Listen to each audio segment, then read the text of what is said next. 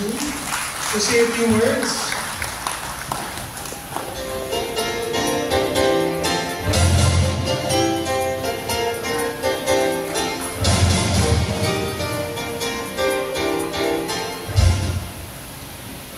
Thank you, Mark.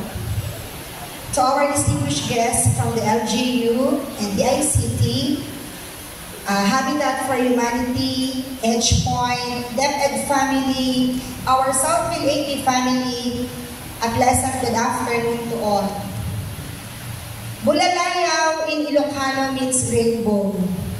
That's why, in my DepEd TV days, I always say, huwag maligalig, maging mapanalig, ilagay ang ngiti sa inyong mga labi dahil ang buhay ay tulad ng isang bahaghari.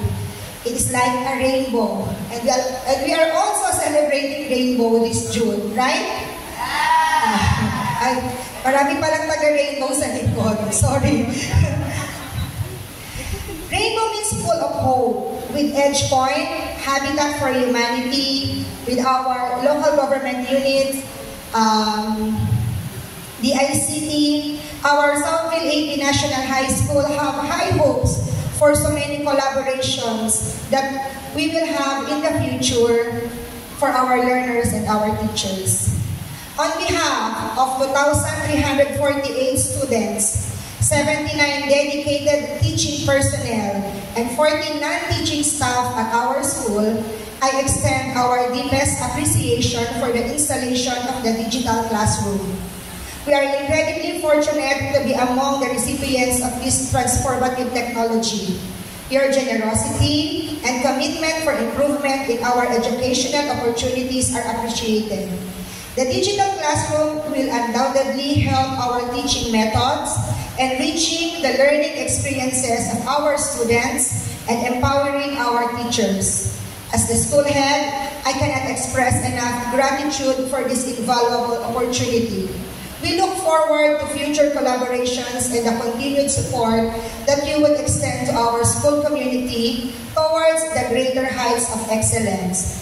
Thank you once again for your unwavering support and belief in our school's mission. Mabuhay!